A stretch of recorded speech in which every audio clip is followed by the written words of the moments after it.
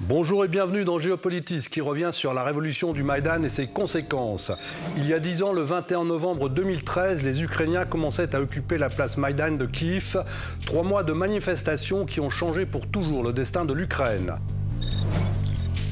La volonté ukrainienne de se détacher de l'orbite russe et de s'arrimer au monde occidental a servi de prétexte à Vladimir Poutine pour déclencher sa guerre d'agression, mûrie depuis longtemps et partie pour durer. Poutine le bannit, mais qui s'affiche comme le nouveau leader du front anti-occidental en recevant Kim Jong-un à Moscou. Décryptage dans notre entretien enregistré fin septembre au Géopolitique de Nantes avec leur fondateur Pascal Boniface. C'est dans le joyeux désordre, mais aussi la tragédie sur la place Maïdan que s'est forgé le formidable esprit de résistance des Ukrainiens. Comment comprendre, sinon, que le David ukrainien ait pu empêcher le Goliath russe de l'écraser? Certes, les milliards de dollars en armement américain et européen y sont pour quelque chose.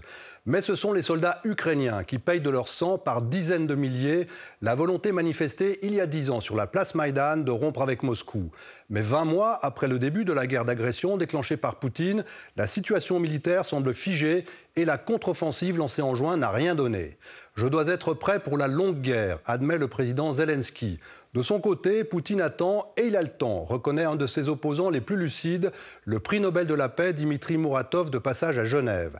Il peut compter sur un éventuel retour de Trump qui changerait la donne et sur la fatigue des Occidentaux confrontés à un nouvel hiver sur fond d'angoisse énergétique. Pour comprendre comment on en est arrivé là, on rembobine le film.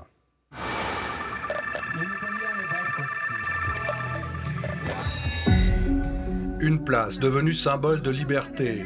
La révolution du Maïdan a commencé là le 21 novembre 2013, dès la suspension de l'accord d'association de l'Ukraine avec l'Union européenne. Très vite, le Maïdan devient le lieu fertile où s'expérimente une multitude de pratiques, avec des cuisines collectives, des centres de soins dès les premières attaques policières, mais aussi un service juridique, des récitals de piano. Un concentré d'utopie regroupant toutes les tendances politiques jusqu'à l'extrême droite, mais surtout des Ukrainiens et des Ukrainiennes fiers de leur pays.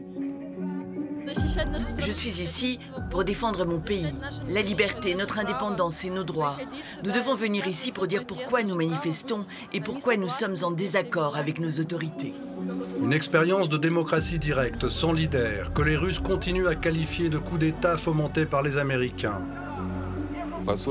L'ambassade américaine à Kiev finançait ces pauvres manifestants du Maïdan. L'expérience dure 3 mois jusqu'au 21 février 2014 et se termine dans un bain de sang, plus de 100 morts. Mais la victoire pour les manifestants qui obtiennent le départ du président Yanukovych et le maintien de l'accord d'association avec l'Union européenne plutôt que le retour dans le giron russe.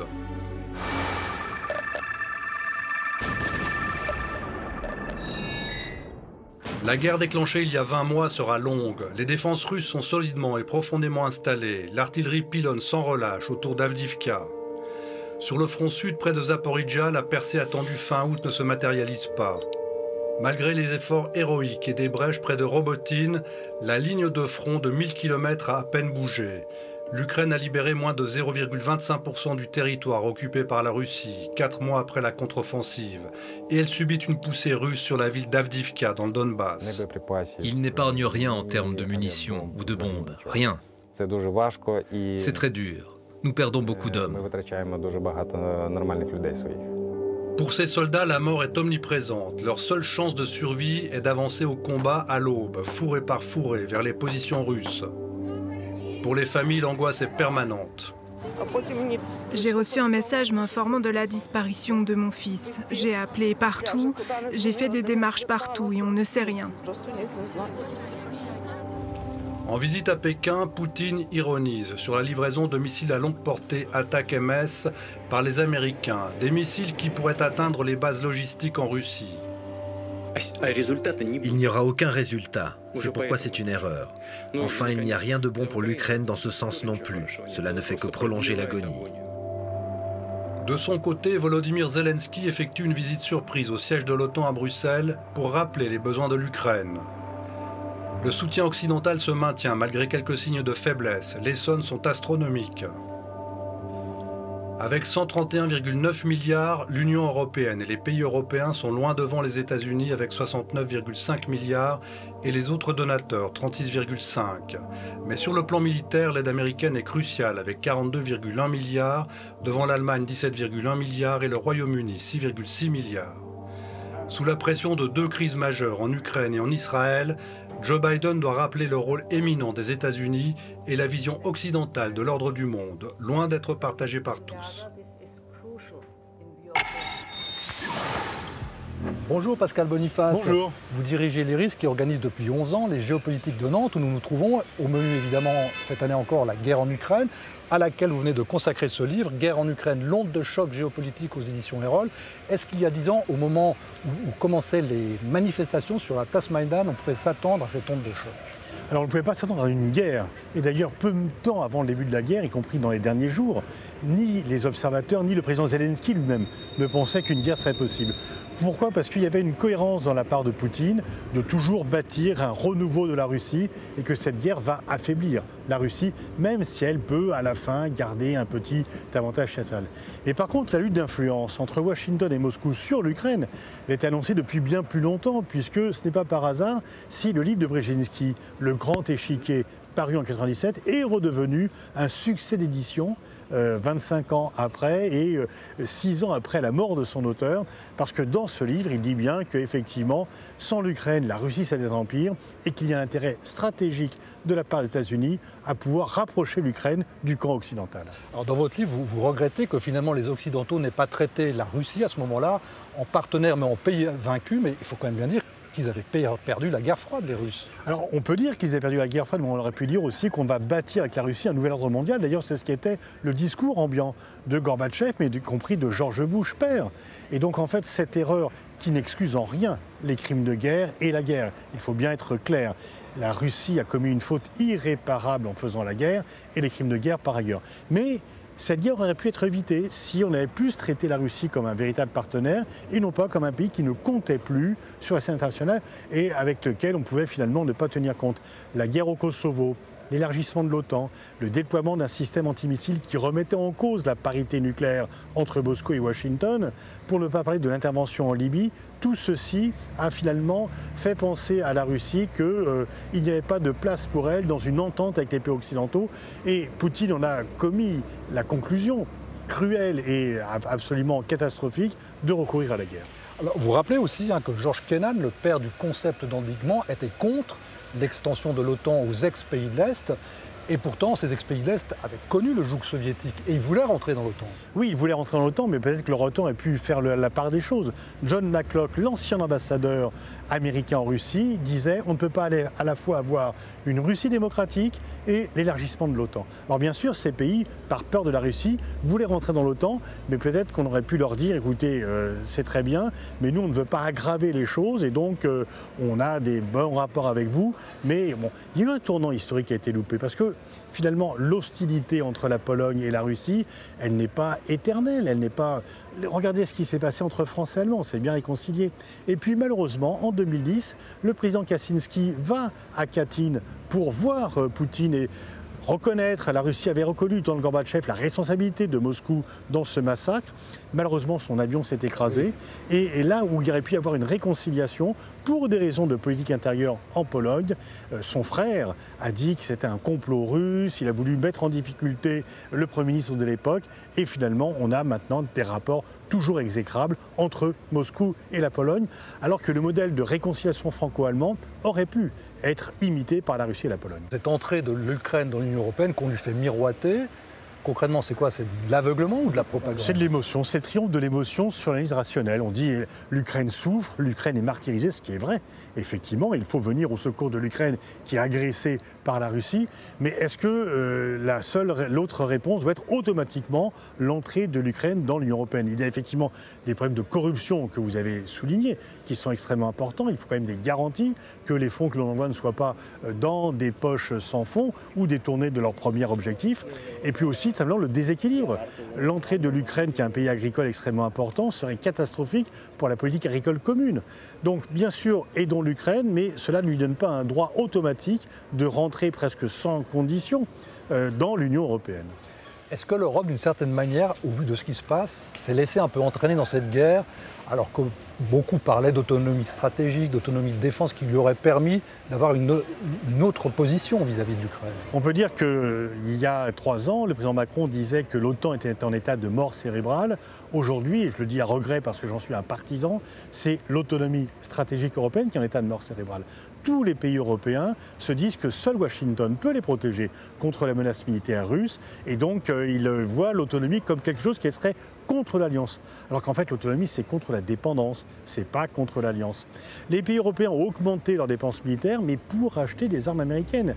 63% des achats d'équipements militaires faits par les pays européens l'ont été aux États-Unis et 78% à des pays étrangers. Il faut ajouter la Corée du Sud, Israël, etc.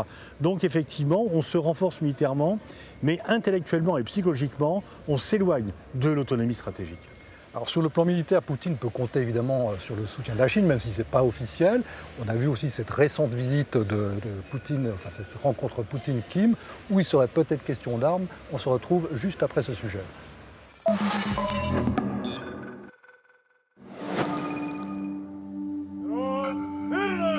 À bord de son train blindé, le leader nord-coréen démarrait mi-septembre sa visite officielle chez son grand voisin. Invité par Vladimir Poutine, Kim Jong-un n'avait plus quitté ses frontières depuis le début de la pandémie de Covid-19. D'abord reçu au cosmodrome de Vostochny en Sibérie, il a enchaîné durant près d'une semaine des visites très militaires. Fleuron de l'aviation à Vladivostok, usine aéronautique, navire de guerre de la flotte du Pacifique, exposition d'équipements, drones et gilets pare-balles de l'armée russe. Le président Poutine avait réservé à son invité une tournée sur mesure, censée inaugurer une nouvelle ère de coopération entre Moscou et Pyongyang. Nos relations ont été établies lors de la lutte pour la liberté de la Corée en 1945, lorsque les soldats soviétiques et coréens ont écrasé côte à côte les militaires japonais. Aujourd'hui encore, nous nous efforçons de renforcer les liens de camaraderie et de bon voisinage, en agissant pour la paix, la stabilité et la prospérité dans notre région commune. Kim Jong-un a érigé la Russie en priorité numéro 1 de sa politique étrangère. Il a réaffirmé son soutien sans faille à Moscou dans sa guerre en Ukraine.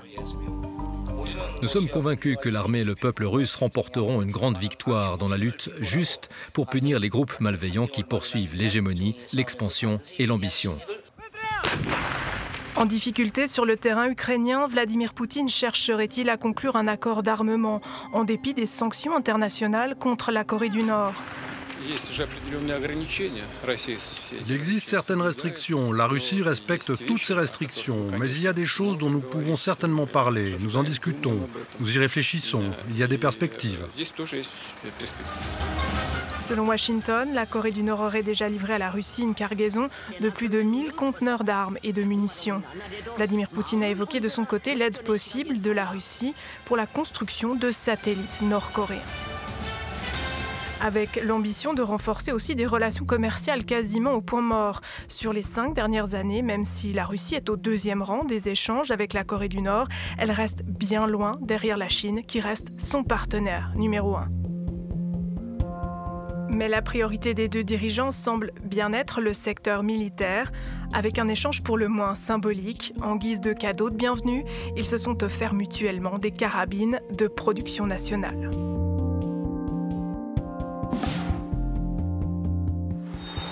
Oui, on le voit, la Russie est loin d'être isolée, que ce soit en Afrique, en Asie. Il y a des pays qui ne la soutiennent pas, mais qui refusent de la condamner. Pourquoi cela? Oui, effectivement, on peut distinguer 2 types de pays. Les pays qui sont vraiment alliés de la Russie. Mais enfin, c'est l'Iran, la Corée du Nord, la Biélorussie. Ce pas des pays qui pèsent beaucoup, ni qui ont une très bonne réputation. Mais tous les autres, peut-être, veulent condamner à l'ONU l'agression de la Russie de l'Ukraine, mais ne veulent pas prendre de sanctions. Pourquoi? Parce que les sanctions, ce sont les Occidentaux qui l'ont décidé sans consulter les autres pays. Et ces pays vous disent, de l'Inde au Brésil, nous on a des intérêts en Russie, pourquoi on devrait vous obéir, à vous occidentaux? Surtout qu'il y a d'autres pays qui font la guerre, qui agressent d'autres pays, et vous ne faites rien en ces cas-là. Est-ce qu'on a pris des sanctions contre les États-Unis après la guerre d'Irak? Et non, bien sûr que non. Donc voilà, Et là, on voit une coupure extrêmement importante et qui grandit, à laquelle il faut faire très attention, c'est The West versus the Rest, les Occidentaux contre les autres. Et donc vous avez une Russie qui est totalement coupée du monde occidental. Il faut remonter à Staline pour avoir aussi peu de relations entre Moscou et le monde occidental. Et c'est gênant pour la Russie parce qu'elle se sent comme un pays européen. La Russie ne se sent pas comme un pays asiatique. Mais par contre, dans le reste du monde, elle n'est pas isolée et les autres pays veulent garder un niveau normal de relations avec la Russie. Ils ne veulent pas se couper du monde occidental, mais ils ne veulent pas non plus se couper ni de la Russie, ni de la Chine. Alors, il y a aussi ce piège tendu par Poutine qui dénonce la position néocoloniale des Occidentaux, qui est justement un discours qui peut porter, j'imagine, dans ces pays qui ont subi la colonisation. Mais quand même, c'est un peu gros pour justifier sa guerre. Ah oui, alors en tous les cas, la dénonciation de l'impérialisme et du colonialisme ne peut pas justifier la guerre en Ukraine, mais dans certains pays africains qui sont un petit peu chafouins par rapport à la France, qui se disent mais c'est quoi, on a lancé la guerre contre le terrorisme, et puis en fait ce qui se passe pour la France c'est que l'opération Serval a été une réussite, mais quand les troupes restent trop longtemps, elles deviennent, même si elles ont été au départ les troupes de libération, elles sont perçues au Mali comme ailleurs comme les troupes d'occupation. Donc il ne faut jamais rester trop longtemps dans un pays qui n'est pas le vôtre. Et donc on voit bien que cette propagande russe marche parce que sur fond effectivement de remise en cause d'une politique traditionnelle de la France en Afrique de l'Ouest. Vous écrivez que la Russie sera la grande perdante de cette guerre. Vous l'avez un peu dit au début de cet entretien, mais pourquoi elle va perdre cette guerre ? D'une part, elle est coupée du monde occidental, elle a quand même moins, son économie souffre à la fois des sanctions occidentales, mais surtout de la perte de ses forces vives. Il y a 1,5 million de Russes qui sont partis pour fuir et la répression et la conscription, la mobilisation. Et c'est qui est parti ? Ce n'est pas les gens du fond de la Yakoutie, c'est les gens les plus formés, les plus mobiles, les plus orientés sur l'Occident, ceux qui travaillent dans les nouvelles technologies de la communication, de l'information, sur l'intelligence artificielle.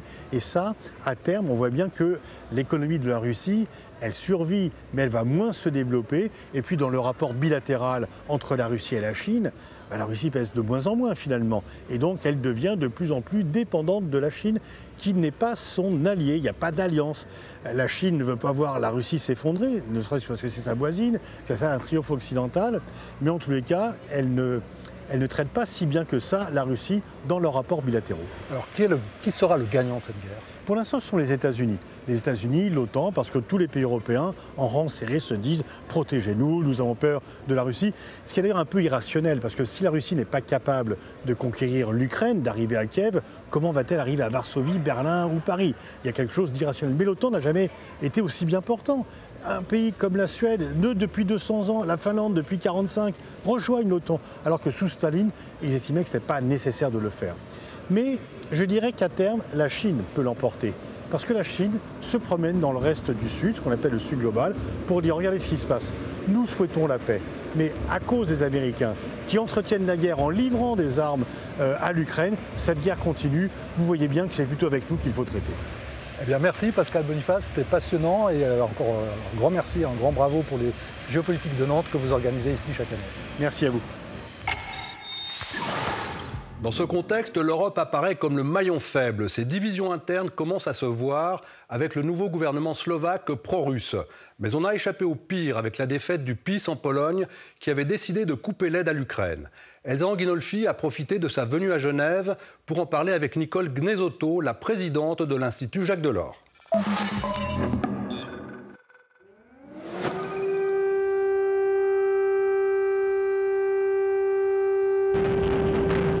Le 24 février 2022, à l'aube, l'Europe se réveille avec à ses portes une Ukraine bombardée et partiellement envahie. C'est la fin du rêve européen et la fin de la philosophie de la construction européenne. La philosophie de l'Union européenne, elle est double. Elle est d'une part l'intégration au maximum des souverainetés nationales dans un ensemble européen parce qu'on ne fait pas la guerre à soi-même. Et deuxièmement, le développement maximal des liens économiques, financiers, monétaires, agricoles entre les pays membres et avec le reste du monde. Avec cette idée, qui est une vieille idée du XVIIIe siècle, le doux commerce adoucit les mœurs. Ce dont on voit aujourd'hui la réalisation, c'est que le commerce ne tue pas les rapports de force. Il n'était pas du tout dans l'intérêt économique de Poutine d'attaquer l'Ukraine, mais il l'a fait. Donc ce que montre cette guerre, c'est que les volontés de puissance restent égales à elles-mêmes, que la géopolitique est plus importante que l'intégration économique et que donc l'Europe doit arrêter de rêver. Nous sommes à un tournant historique. 3 jours après le début de l'offensive russe, Olaf Scholz annonce un réarmement de l'Allemagne. La Pologne, la Finlande ou encore la France augmentent leur budget militaire. L'Europe se réarme. Ça ne veut pas dire que l'Europe devient une grande puissance géopolitique, parce que pour être une puissance géopolitique, il faut vouloir l'être. On n'en est pas encore là. Mais en tout cas, il y a un réarmement allemand et européen absolument spectaculaire. Deuxièmement, l'Europe s'atlantise. Il faut reconnaître qu'on est dans un moment atlantique. L'Europe se réarme dans l'OTAN. Tout le monde veut rentrer dans l'OTAN. Troisièmement, l'Europe va s'élargir, c'est-à-dire il va y avoir une accélération extraordinaire du processus d'élargissement que tout le monde essayait de retenir parce que c'est pas populaire du tout. Le Brexit, le Covid, puis la guerre en Ukraine, l'Union européenne fait face à une succession de défis. La période d'une prospérité indéfinie et quasi automatique de l'Union européenne, aujourd'hui, n'est plus assurée. On est dans un vrai questionnement. Comment faire pour continuer à rendre nos citoyens prospères tout en dépensant des milliards pour l'élargissement, pour l'Ukraine, pour la planète et peut-être pour le Moyen-Orient. Je ne sais pas encore ce que ça peut donner. Ça, c'est la première question. La deuxième question, c'est est-ce que l'Europe va se renforcer politiquement? Elle va s'élargir, donc on peut dire qu'elle se renforce en nombre de citoyens. Mais est-ce que cet élargissement va se faire sans réforme institutionnelle? Et donc on aura une espèce de grand panier européen avec plein d'États différents et l'impossibilité pratiquement de trouver des consensus à 34. L'Europe d'aujourd'hui est déjà fracturée. L'Union a ouvert des procédures contre la Hongrie et la Pologne, accusées de ne pas respecter les valeurs communautaires. Est-ce que l'Europe va rester un ensemble démocratique? À mon avis, c'est la question majeure. C'est pour ça qu'il faut absolument être intraitable avec toutes les infractions à l'état de droit, être intraitable sur les institutions européennes. Donald Tusk, libéral et pro-européen, pressenti pour le poste de Premier ministre après les élections polonaises, s'est engagé à améliorer les relations avec l'Union. Vladimir Poutine continue à dire que l'Ukraine n'existe pas, qu'elle n'est qu'une simple création de l'époque soviétique. Et pourtant, après l'effondrement de l'URSS, les Ukrainiens ont voté à 92% pour l'indépendance lors du référendum du 1er décembre 1991. C'est notre rubrique ce jour-là.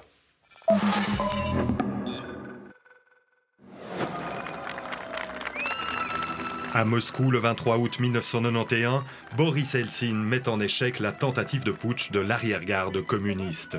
Dès le lendemain, à Kiev, le Parlement ukrainien déclare son indépendance. Ce jour-là, l'URSS perd sa plus grande république après celle de Russie.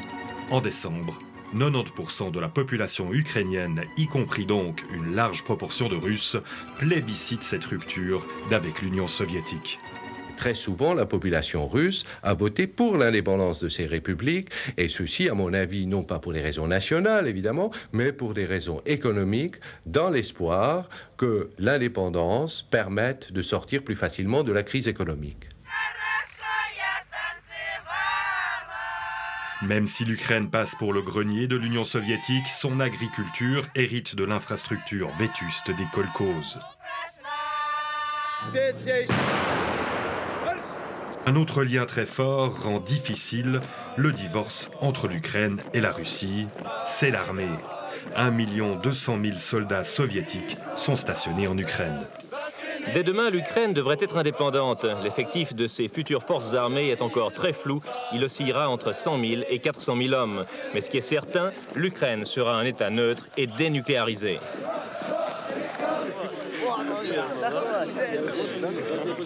Autrefois, nous devions faire notre service ailleurs et personne ne voulait partir. Mais maintenant, nous défendrons ici nos propres foyers. Car oui, l'armée rouge a déployé en Ukraine un imposant arsenal nucléaire. Les nouvelles autorités savent qu'elles doivent s'en débarrasser au plus vite, sous peine de voir la Russie combattre leur indépendance. Le 5 décembre 1994, l'Ukraine signe donc le mémorandum de Budapest. Elle fera place nette et renverra les 1900 têtes nucléaires en Russie, en contrepartie de garanties sur son indépendance et son intégrité territoriale. Cadeau, divine surprise, ces termes sont choquants par rapport à l'horreur vécue par les Israéliens le 7 octobre et celle que subissent les Gazaouites sous les bombes israéliennes. Mais c'est ainsi que l'on qualifie la façon dont Vladimir Poutine voit la situation au Moyen-Orient. D'un seul coup, toute l'attention focalisée sur la guerre en Ukraine s'est détournée vers le conflit israélo-palestinien. La Russie, qui a toujours été un solide soutien d'Israël, semble maintenant jouer la carte du Hamas. Cela permet aussi à Poutine de se repositionner du côté du monde arabo-musulman, alors que le soutien inconditionnel de Washington à Israël est très mal perçu dans les grandes capitales arabes. Et donc de continuer son travail de sape de l'ordre mondial et de la démocratie, qui, selon Dimitri Muratov, le prix Nobel de la paix, est son unique objectif. C'est ainsi que se termine Géopolitis, que je vous remercie de continuer à suivre fidèlement sur notre chaîne YouTube, sur la RTS et chez notre partenaire TV5 Monde. La semaine prochaine, Laurent Huguenin-Héli évoquera la politique internationale de la France à l'occasion de la visite d'Emmanuel Macron en Suisse. Portez-vous bien.